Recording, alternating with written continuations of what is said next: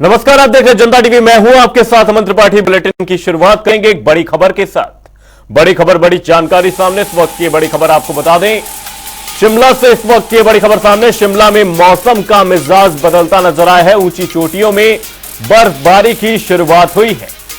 ऊंचाई वाले क्षेत्रों में बर्फबारी देखी गई है। आपको बता दें, चोटियों ने इस दौरान बर्फ की सफेद चादर ओढ़ ली है। ये बड़ी खबर, बड़ी जानकारी। शिमला में मौसम का मिजाज बदलता नजर आया। ऊंची चोटियों में बर्फबारी का दौर शुरू हो चुका है। ऊंचाई वाले क्षेत्रों में बर्फबारी देखी गई है। आपको बता दें, चोटियों ने इस दौरान बर्फ की सफेद चादर ओढ़ ली है। मौसम का मिजाज बदलता नजर आ रहा है। शिमला में मौसम का मिजाज बदलता देखा गया। ऊंची चोटियों में बर्फबारी होती नजर आई। ऊंचाई वाले क्षेत्रों में बर्फबारी देखी जा रही है। वहीं चोटियों ने इस दौरान बर्फ की सफेद चादर ओढ़ ली है। शिमला में मौसम का मिजाज बदलता नजर आया है। ऊंची चोटियों में बर्फबारी की शुरुआत देखी गई है। ऊंचाई वाले क्षेत्रों में बर्फबारी देखी जा रही है। वहीं चोटियों ने इस दौरान बर्फ की सफेद चादर ओढ़ ली है। शिमला में मौसम का मिजाज बदलता नजर आ रहा है। आपको बता दें, ऊंची चोटियों में बर्फबारी का सिलसिला शुरू हुआ है। वहीं ऊंचाई वाले क्षेत्रों में यह बर्फबारी देखी जा रही है। साथ ही आपको बता दें, शिमला में मौसम का मिजाज इस दौरान बदलता हुआ नजर आ रहा है। एक राहत भरी खबर जरूर है। ऊंची चोटी में बर्फबारी की शुरुआत हो चुकी है। ऊंचाई वाले क्षेत्रों में फिलहाल बर्फबारी देखी जा रही है। आपको बता दें, शिमला में मौसम का मिजाज बदलता नजर आया। चोटियों ने बर्फ की सफेद चादर ओढ़ ली है। ऊंची चोटियों में बर्फबारी देखी जा रही है। आपको बता दें, ऊंचाई वाले क्षेत्रों में यह बर्फबारी देखी जा रही है। वहीं इस दौरान चोटियां सफेद चादर ओढ़े नजर आई। ये तस्वीरें आप देख सकते हैं। बर्फबारी की शुरुआत हुई, जिसके बाद से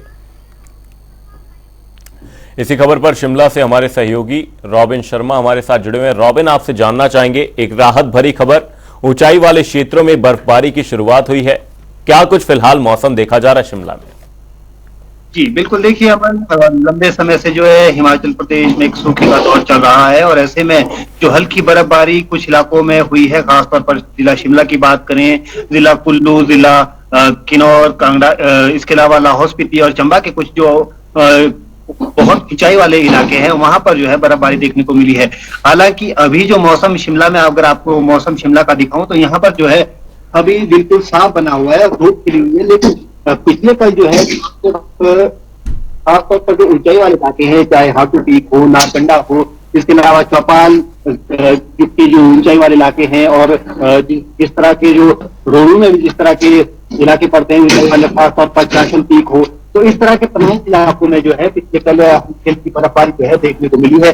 हालांकि इसके अलावा और जो क्योंकि निचले इलाकों में और मध्यवर्ती इलाकों में अभी भी जो है बर्फबारी का इंतजार बाकी है और खास तौर पर बागवानों के लिए, क्योंकि बागवान लगातार क्यों इस बात का इंतजार कर रहे हैं कि आखिर कब बर्फबारी हो, क्योंकि सूखे की जो मार है और साथ में जो चिलिंग आवर्स है वो कहीं ना कहीं पूरे होते नहीं दिख रहे हैं बागवानों के लिए। तो ऐसे में हालांकि बीते कल की जो बर्फबारी हल्की हल्की देखने को मिली है, उससे कहीं ना कहीं थोड़ी सी जो राहत की सांस है वो बागवान लेते हुए नजर आ रहे हैं। लेकिन अभी भी जिस तरह की बर्फबारी का इंतजार है वो भी फिलहाल बाकी है। जी, साथ ही रॉबिन, यहां पर आपसे जानना चाहूंगा, जो बर्फबारी देखी गई उसके बाद से क्या कुछ आसार लगाए जा रहे हैं कि शिमला में कब तक ये आसार देखने को मिल रहा है कि शिमला में भी बर्फबारी देखी जा सकती है आने वाले कुछ दिनों में?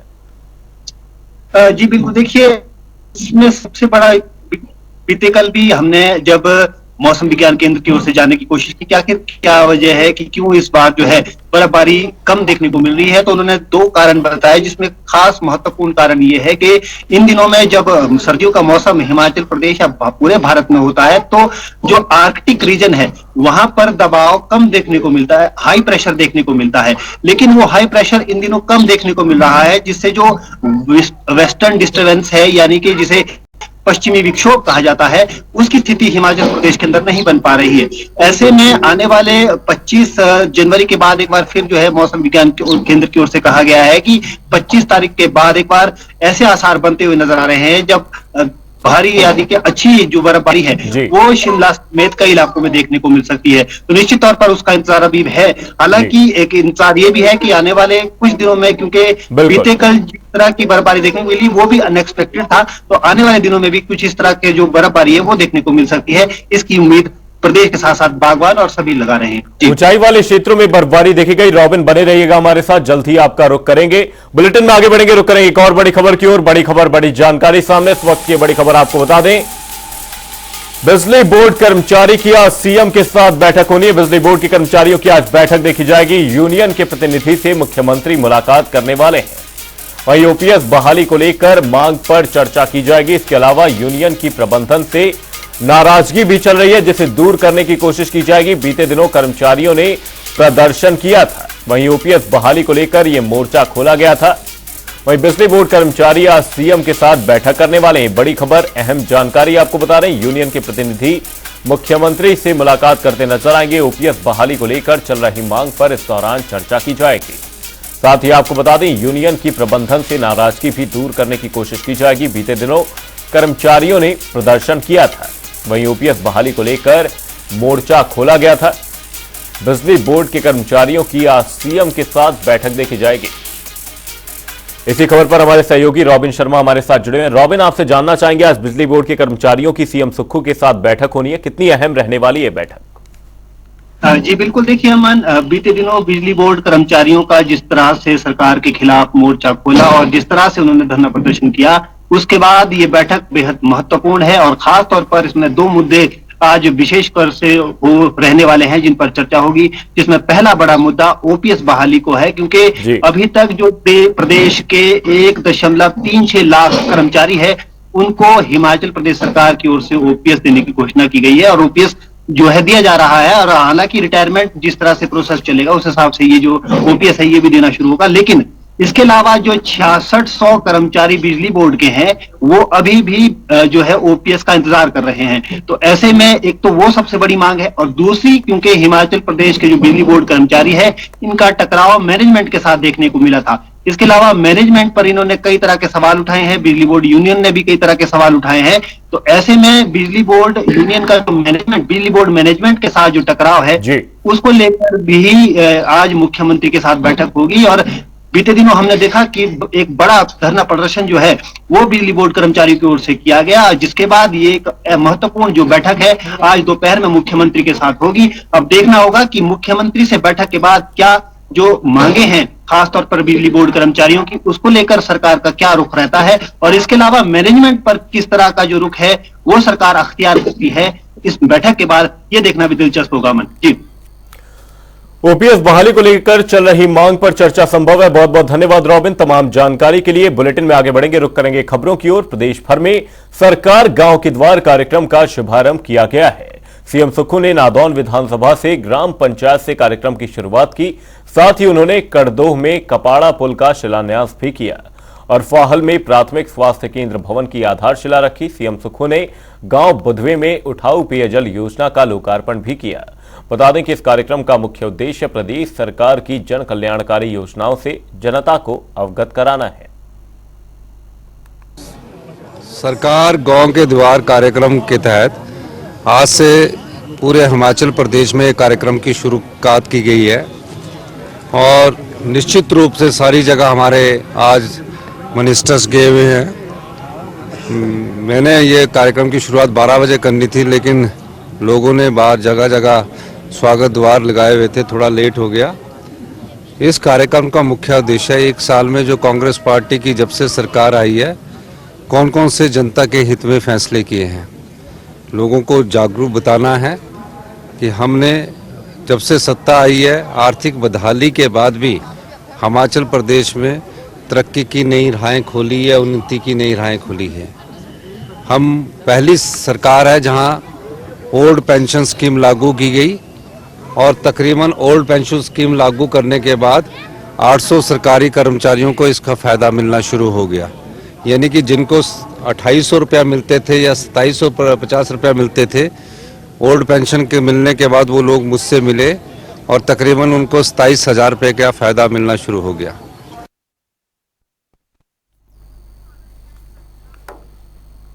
मुख्यमंत्री के प्रधान मीडिया सलाहकार नरेश चौहान ने बताया कि सरकार के 1 साल के कार्यकाल पूरा होने के बाद सरकार गांव के द्वार कार्यक्रम की शुरुआत की गई और इसके माध्यम से सरकार की 1 साल की उपलब्धियों का रिपोर्ट कार्ड और अनुभवों को जनता के साथ साझा कर रही है और सरकार के मंत्री और अधिकारी जनता की समस्याओं को ग्राम सभा के माध्यम से सुनेंगे और उनकी समस्याओं का घर द्वार पर जाकर समाधान करेगी।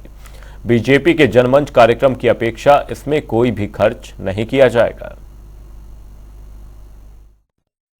हमारी सरकार का 1 साल का कार्यकाल पूरा होने के बाद हमारी सरकार ने एक कार्यक्रम शुरू किया जिसमें सरकार गांव के द्वार, इस कार्यक्रम का नाम तय किया गया। इस कार्यक्रम में क्या होने वाला है, इसके पीछे क्या सोच है कि लोगों के बीच और गांव तक, गांव के साथ लोगों से संवाद बनाना है सरकार का। और 1 साल का जो कार्यकाल है हमारी सरकार का, कांग्रेस पार्टी की जो सरकार हिमाचल प्रदेश में लोगों के आशीर्वाद से जो बने और जिसका नेतृत्व ठाकुर सुखविंदर सिंह सुक्खू जी कर रहे हैं, हमने 1 साल में हमारी सरकार ने कौन से ऐसे फैसले जनहित में लिए और हमारी प्रदेश का सरकार का 1 साल का जो कार्यकाल रहा उसमें कौन सी अप्स एंड डाउन्स रही, कैसी अनुभव रहा और कौन से बड़े फैसले जो है हमने हमारी सरकार ने लिए, इस सारी बातों की जानकारी हमारी सरकार लोगों को गांव के स्तर पर लोगों के बीच जाके देना चाहती है और इस कार्यक्रम को इस मंशा के साथ शुरू किया गया। और इसमें एक और अलग तरह का अनुभव होने वाला है कि जो हमारी पंचायत में जो ग्राम सभाएं होती है, ये एक हमारी सरकार ने एक नया प्रयोग शुरू किया है कि उन ग्राम सभाओं में हमारे जो ड्यूटीज लगेगी, मिनिस्टर्स जाएंगे और पूरे अपने प्रशासनिक अधिकारियों के साथ वहाँ पर जो है ग्राम सभा में लोगों के बीच जाएंगे, लोगों की बात सुनेंगे। उस ग्राम सभा के अंदर कौन से ऐसे मुद्दे जो लोगों के, हर जनता के हैं, उनका जो निवारण है, जो हमारी सरकार के मंत्री जाएंगे, अधिकारी जाएंगे, पूरा प्रयास किया जाएगा कि लोगों की समस्याएं उनके द्वार ही उसका निवारण किया जाए।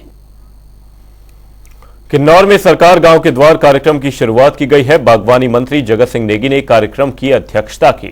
उन्होंने अपने दौरे के दौरान ग्रामीणों को प्रदेश सरकार की महत्वाकांक्षी योजनाओं से अवगत करवाया, जिसके बाद मंत्री ने लोगों की विभिन्न समस्याओं को चरणबद्ध तरीके से सुना और सभी समस्याओं का निपटारा करने के लिए अधिकारियों को उचित दिशा निर्देश दिए।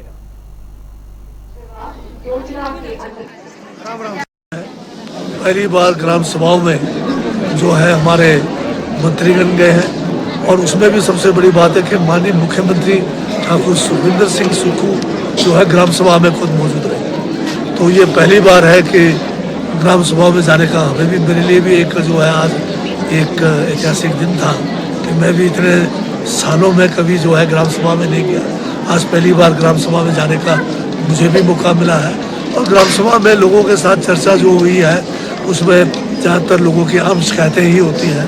कोई ऐसा कोई नीतिगत कोई ज़्यादा शिकायतें नहीं थी। ज़्यादातर शिकायतें जो है हमारे जिला लेवल पर जो है इसका समाधान या ब्लॉक लेवल पर या हमारे अधिकारी लेवल पे इनका समाधान होना है या उसका समाधान कर भी लिया। पेंशन योजना जो है उसकी बहाली हुई है और अभी पीछे विधानसभा सत्र में माननीय मुख्यमंत्री ने जो है पुलिस को लेकर रिफॉर्म्स की बात की है। आगामी लोकसभा चुनाव को लेकर बीजेपी अपनी तैयारियों में जुट चुकी है। साथ ही बैठकों का दौर भी शुरू हो गया है। तो वहीं बीजेपी मंडल अध्यक्ष की विशेष बैठक की गई है जिसमें सभी कार्यकर्ता उपस्थित रहे। मंडल अध्यक्ष मदन ठाकुर ने बताया कि बैठक में कार्यकर्ताओं को आवश्यक दिशा निर्देश दिए गए हैं और उन्हें बताया गया कि आम जनता को केंद्र सरकार की उपलब्धियों के बारे में बताया जाए, साथ ही प्रदेश सरकार की नाकामियों से भी उन्हें अवगत करवाया जाए। किन मुद्दों को लेकर हुई और कितने कार्यकर्ता आज की बैठक में उपस्थित रहे? आज भारतीय जनता पार्टी सोलन मंडल की बैठक हुई। पहले प्रदेश की हुई थी, उसके बाद जिले की और फिर मंडल की। इसमें जिले के, मंडल के और प्रदेश कार्य समिति सदस्य और मोर्चा के अध्यक्ष और महामंत्री मौजूद रहे। करीब करीब जो है वो 50-55 के जो लोग थे, कार्यकर्ता उसमें अपेक्षित थे और उसमें से 47 लोग जो है हमारे इस बैठक में थे। और बैठक का जो एजेंडा था वो यही था कि जो केंद्र सरकार की उपलब्धियां हैं और इस सरकार की जो वर्तमान में सरकार है उसकी जो नाकामियां है वो कार्यकर्ता जो है जनमानस तक पहुंचाए, धरातल पर पहुंचाए। और 2024 हमारे सामने जो अभी लक्ष्य है वो चुनाव की दृष्टि से हर कार्यकर्ता जो है अपने बूथ स्तर पर सबकी ड्यूटी लगा दी गई है। 22 जनवरी को अयोध्या में रामलला का प्राण प्रतिष्ठा कार्यक्रम होगा। इसी को लेकर बीजेपी कार्यकर्ता जिले भर के मंदिरों की साफ सफाई कर रहे हैं। देशवासियों में प्राण प्रतिष्ठा को लेकर खासा उत्साह है, तो वहीं 22 जनवरी को फिर से देश भर में दिवाली का त्यौहार मनाया जाएगा। सोलन में भी इसको लेकर भव्य कार्यक्रम आयोजित होंगे।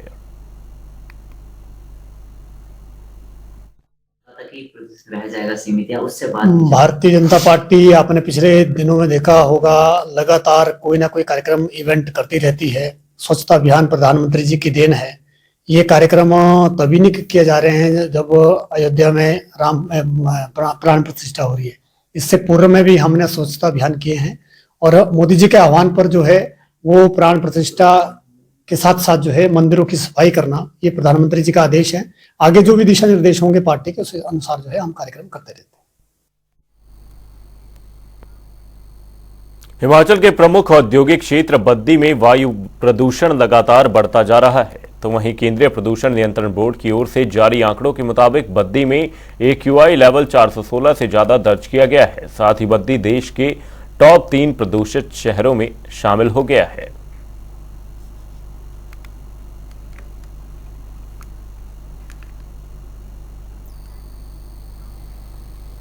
प्रवक्ता बलवीर वर्मा ने प्रदेश सरकार पर जमकर निशाना साधा। उन्होंने कहा, कांग्रेस सरकार पर सवाल उठाते हुए कहा कि कांग्रेस ने इस सरकार बनाने के लिए हर क्षेत्र से गारंटी दी, लेकिन अपनी एक भी गारंटी पूरी करने की उनके पास इच्छा शक्ति ना सामर्थ्य है। वहीं उन्होंने कांग्रेस सरकार के सरकार गांव के द्वार पर भी तंज कसा। उन्होंने कहा कि जयराम सरकार के समय चली योजनाओं को नया नाम देकर अब जनमंच की जगह सरकार गांव के द्वार की ओर कार्यक्रम चलाने की बात कर रहे हैं। कांग्रेस सरकार ने सत्ता को हासिल करने के लिए 10 गारंटियां दी थी, एक भी गारंटी उन्होंने पूरी नहीं की है। अब एक नया जुमला हिमाचल प्रदेश कांग्रेस सरकार ने लाया है, सरकार जनता के द्वार। हिमाचल प्रदेश की जनता सरकार से पूछ रही है, मानव जीवन के लिए सबसे जरूरी हॉस्पिटल और स्वास्थ्य विभाग में डॉक्टर्स और स्टाफ सबसे जरूरी होते हैं, वो कांग्रेस सरकार ने नौकरी से निकाल दिए। कांग्रेस सरकार की ओर से सरकार गांव के द्वार कार्यक्रम चलाया जा रहा है, जिसका शेड्यूल जारी कर दिया गया है। ग्राफिक्स के माध्यम से आपको दिखाते हैं। मुख्यमंत्री सुखविंदर सिंह सुक्खू नादौन, जसवां परागपुर, भुरंज, बड़सर, चिंतपूर्णी और गगरेट के कार्यक्रम में शामिल होंगे। कुलदीप सिंह पठानिया विधानसभा स्पीकर चौराहा, भरमौर, चंबा, डलहौजी और भाटियात में कार्यक्रम में होंगे शामिल। तो वहीं मुकेश अग्निहोत्री उप मुख्यमंत्री सरकाघाट, बल्हा, हरौली, ऊना और कुटलेहड़ के कार्यक्रम में शिरकत करेंगे। स्वास्थ्य मंत्री धनी राम शांडिल नालागढ़, सोलन, कसौली और ठियोग के कार्यक्रम में भाग लेंगे। तो वहीं कृषि मंत्री चंद्र कुमार नूरपुर, इदौरा, फतेहपुर और ज्वाली में कार्यक्रम में शिरकत करते नजर आएंगे। उद्योग मंत्री हर्षवर्धन चौहान शिलाई, देहरा, धर्मशाला और पच्छाद के कार्यक्रम में शामिल होंगे। राजस्व मंत्री जगत सिंह नेगी लाहौल और स्पीति, किन्नौर, पांवटा साहिब और नाहन में भाग लेंगे। शिक्षा मंत्री रोहित ठाकुर जुब्बल कोटखाई, चौपाल, सुंदरनगर और जोगिंदरनगर में रहेंगे मौजूद। ग्रामीण विकास एवं पंचायती राज मंत्री अनिरुद्ध सिंह द्रंग, हमीरपुर, मनाली और कसुम्पटी के कार्यक्रम में शिरकत करेंगे। पीडब्ल्यूडी मंत्री विक्रमादित्य सिंह शिमला, रामपुर, सिराज और आनी के कार्यक्रम में नजर आएंगे। तकनीकी शिक्षा मंत्री राजेश धर्माणी घुमारवी, झंडुता, बिलासपुर और नैना देवी के कार्यक्रम में नेतृत्व करेंगे। आयुष मंत्री यादविंद्र गोमा ज्वालामुखी, जयसिंहपुर, सुलह और कांगड़ा के कार्यक्रम में भाग लेंगे। विधानसभा डिप्टी स्पीकर विनय कुमार करसोग, नाचन, सुजानपुर और रेणुका जी के कार्यक्रम में भाग लेंगे। विधायक सुंदर सिंह ठाकुर कुल्लू और बंजार में मौजूद रहेंगे, तो वहीं विधायक मोहनलाल ब्रागटा रोहड़ू में, विधायक रामकुमार दून और मंडी के कार्यक्रम में शामिल होंगे। विधायक किशोरीलाल बैजनाथ और नगरोटा के कार्यक्रम में नजर आएंगे। विधायक आशीष बुटेल पालमपुर और शाहपुर के कार्यक्रम में हिस्सा लेंगे और विधायक संजय अवस्थी अर्की और धर्मपुरा में सरकार गांव के द्वार कार्यक्रम में शिरकत करेंगे। बुलेटिन में फिलहाल के लिए सिर्फ इतना ही। जय गणेश। जनता डी पर खबरों का सिलसिला रहेगा जारी। तब तक के लिए नमस्कार।